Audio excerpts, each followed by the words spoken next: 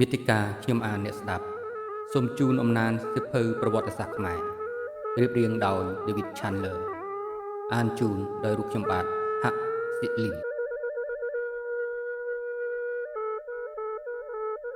ជំពូកទី4ព្រះបាទជ័យវរ្ម័នទី7និងវិបត្តិក្នុងសតវត្សទី13ផ្នែកពុទ្ធសាសនាថេរវាទនិងវិបត្តិនៅគ្រិស្តសតវត្សទី13ការផ្លាស់ប្ដូរធំបំផុតកើតមានឡើងនៅប្រទេសកម្ពុជានាសតវត្សទី13នោះគឺប្រជារាស្ត្រភាគច្រើនបានចូលពុទ្ធសាសនាលទ្ធិថេរវាទវិញដែលនឹងលើកយកមកពិភាក្សាខាងក្រោមនេះគេមិនអាចធ្វើការវិនិច្ឆ័យបានទេថាតើព្រះបាទជ័យវរ្ម័នទី7មានទូនាទីអ្វីក្នុងការផ្លាស់សាសនានេះប្រវត្តិនៃរជ្ជកាលរបស់ព្រះអង្គគឺជារឿងនៃការបង្ខំប្រជារាស្ត្រប្រទេសនិងមួយផ្នែកនៃតំបន់អាស៊ីឲ្យទទួលយកបំណងប្រាថ្នារបស់មនុស្សម្នាក់សម្ដៅបម្រើឧត្តមគតិមួយគឺពុទ្ធសាសនាមហាយានការដាក់បង្ខំនៅពុទ្ធសាសនាមហាយាននេះតែគេថាជាផ្លូវទៅដល់វិមុតតិមានសភាពស្រដៀងគ្នាទៅនឹងមនោគមវិជ្ជារបស់របបកម្ពុជាប្រជាធិបតេយ្យដែលមានការបង្ខំមកពីខាងលើដូច្នោះដែរជាការពិតដែលព្រះបាទជ័យវរ្ម័នទី7ពុំបានចាត់ទុកវរៈជនខ្មែរដូចជាសត្រូវរបស់ទ្រង់ឬសពប្រតិយនិងមនុស្សព្រៃជាជាងនឹងប្រជារាស្ត្ររស់នៅតំបន់អង្គរផ្ទុយពីប៉ុលពតប៉ុន្តែការផ្ដាច់ខ្លួនរបស់ព្រះអង្គពីអតីតកាលការគិតតែលើកទ័ពដើម្បីវាយប្រហារខ្មាំងសត្រូវជាការសងសឹក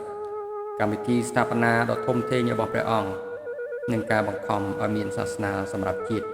ជាជាងយកសាសនាមួយក្នុងព្រះរាជបឋមតែប៉ុណ្ណោះទាំងនេះមានលក្ខណៈដូចគ្នានឹងព្រឹត្តិការណ៍ក្នុងទសវត្សរ៍ឆ្នាំ1970ដែរ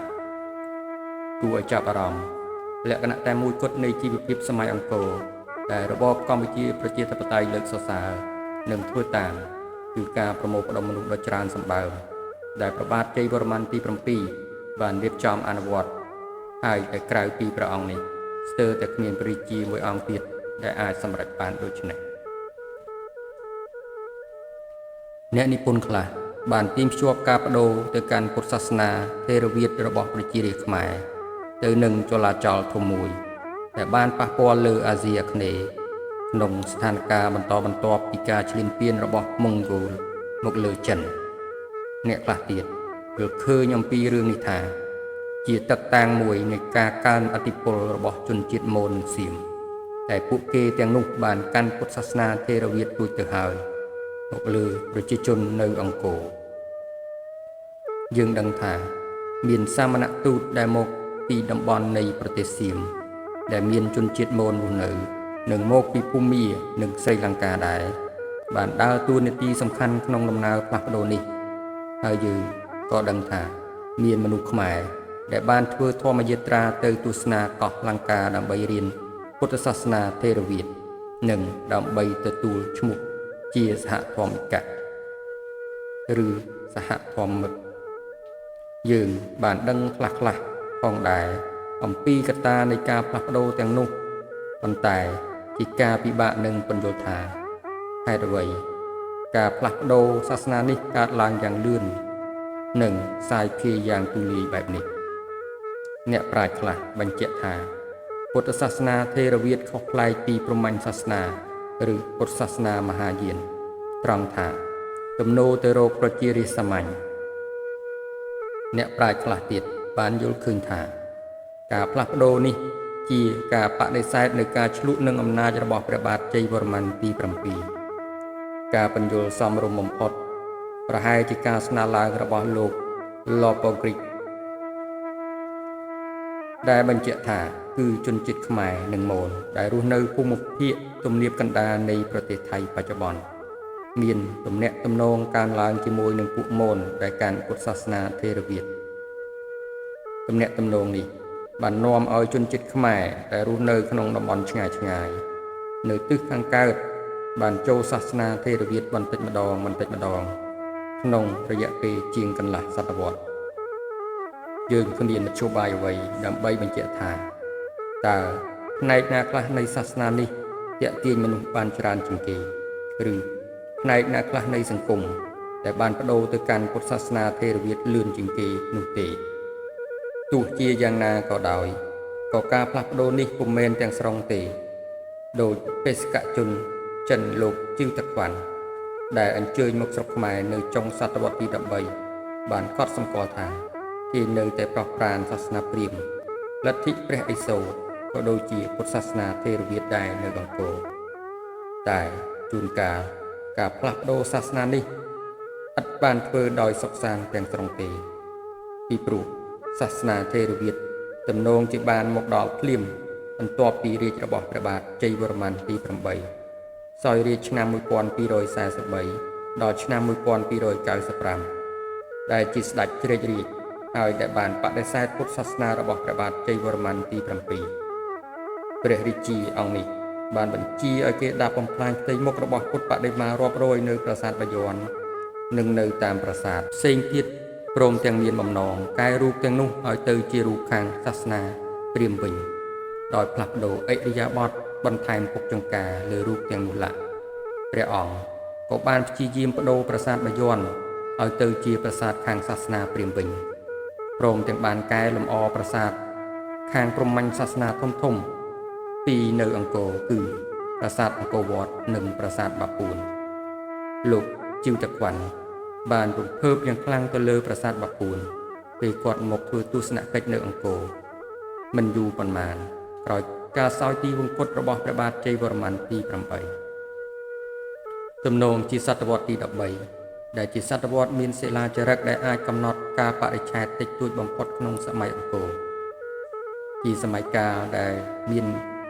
កលាហលខាងសាសនាយ៉ាងធ្ងន់ធ្ងរមួយឬច្រើនជាបន្តបន្ទាប់ដែលមានផលវិបាកខាងនយោបាយផងដែរចុងរជ្ជកាលរបស់ព្រះបាទជ័យវរ្ម័ននិងរាជស្ដេចស្នងរាជបន្តគឺព្រះបាទឥន្ទ្រវរ្ម័នទី2ជាសម័យខ្មៅងងឹតសិលាចារឹកដែលគេបានប្រទះឃើញនៅប្រាសាទបាយ័នមានចែងតិចតួចអំពីដំណាក់កាលចុងក្រោយនៃរាជរបស់ព្រះបាទជ័យវរ្ម័នរីឯសិលាចារឹកតាមជ្រុងទាំង4នៃទីក្រុងរបស់ព្រះអង្គដែលគេទំនងបានចារឹកនៅចំពេលព្រះអង្គសោយទីវង្គតជាទឹកតាងដ៏មានសារៈសំខាន់អំពីសង្គ្រាមរបស់ព្រះអង្គប្រឆាំងចាមនិងយួនតាមលោកសដេសសិលាចារឹកទាំងនោះសរសេរជាភាសាសំស្ក្រឹតខុសឆ្គងណាស់មានសិលាចារឹកជាច្រើនក៏ដូចជាចម្លាក់ក្រឡោតទៀតខ្លះនៅប្រាសាទបាយ័នដែរតែគេមិនបានបង្ហើយស្ទើរតែហាក់ដូចជាជាងបានទម្លាក់ពន្លាកនិងដែកដាត់របស់គេចោលនៅពេលទទួលដំណឹងពីការសោយទីវង្គតរបស់ព្រះមហាក្សត្រសមត្ថកម្មនេះបានលើកឡើងដោយអ្នកនិពន្ធជនជាតិស៊ុយអែតម្នាក់ឈ្មោះ John Murdoch ដែលបានសរសេរពីអង្គរថាជាងកំពុងធ្វើការក្នុងគណៈដែលចវាយវ័យចំណាស់កំពុងអង្គុយនឹងនិយាយលេងក្រោមលុបយូរម្ដងចវាយទាំងនោះបានក្រោកមកសម្លឹងមើលការងារនោះពេលនោះកូនជាងម្នាក់បានរត់មកដល់វាស្រែកថាព្រះអង្គទើបតែបានសោយទីវង្គតហើយខណៈនោះរំជាងក៏ឈប់ដាប់ថ្មជញ្ជាំងនិងទម្លាក់ប្រដាប់ប្រដារបស់គេចោលហើយត្រឡប់ទៅផ្ទះវិញដោយពិនិត្យមើលទៅលើសិល្បៈនៃសម័យក្រោយអង្គរតាមទស្សនៈផ្សេងទៀតអ្នកស្រី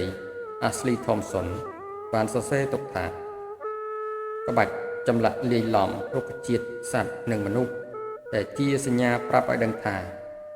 លក្ខណៈទឹកស្ថិតនៅខាងលើខ្លោងទ្វារចូលប្រាសាទនីមួយៗនោះបានបាត់ទៅហើយ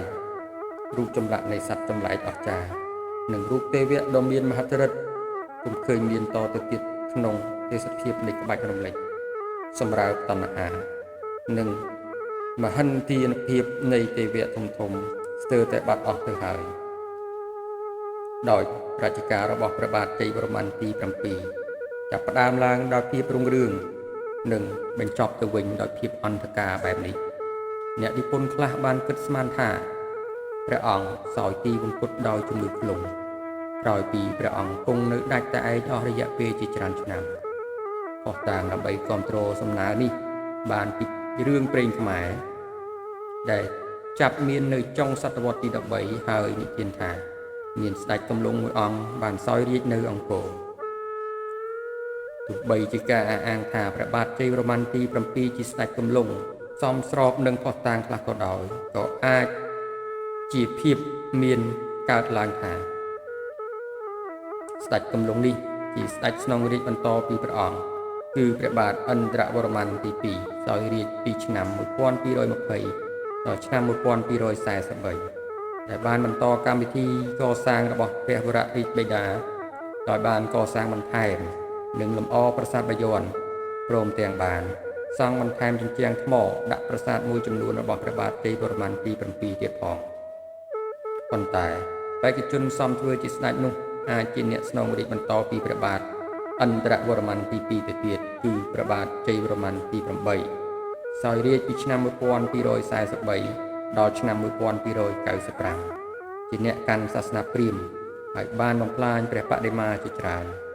តើស្ដេចគំលង់មានពិតឬក៏ជាការប្រឌិតឡើងដោយសត្រូវរបស់ព្រះអង្គដើម្បីបង្ហាញពីការធ្លាក់ចុះយ៉ាងខ្លាំងនៃភាពជាស្ដេចទុសពិតរាជធម៌ប្រហែលជាជាប់ទាក់ទងនឹងការបំផ្លាញបដិមាឬការចាញ់កងទ័ពសៀមនៅពាក់កណ្ដាលសតវត្សទី13គឺជាការពុំអាចបញ្ជាក់បានឡើយការខ្វះឯកសារសរសេរនេះកើតមានចំសម័យកាលសំខាន់នៃប្រវត្តិសាស្ត្រខ្មែរពេញមួយសតវត្សទី13គឺជាសម័យមានវិបត្តិកើតឡើងទីពេញនៅអាស៊ីអាគ្នេយ៍ដីគោកនិងដែនកោះជាសម័យនៃការផ្លាស់ប្ដូរយ៉ាងឆាប់រហ័សដូចជាប្រជាជនដែលធ្វើដំណើរផ្លាស់ស្រុកទេសការឈ្លានពានរបស់បរទេសការបង្វែរទិសដៅខាងពាណិជ្ជកម្មការលេចឡើងនៅសាសនាថ្មីនិងការផ្លាស់ប្ដូរតុល្យភាពអំណាចនៅប្រទេសភូមាសៀមលាវនិងកម្ពុជាការផ្លាស់ប្ដូរសំខាន់ជាងគេនោះគឺការរីកសាយនៃព្រះពុទ្ធសាសនាថេរវាទជំនួសសាសនាដែលរដ្ឋគ្រប់គ្រង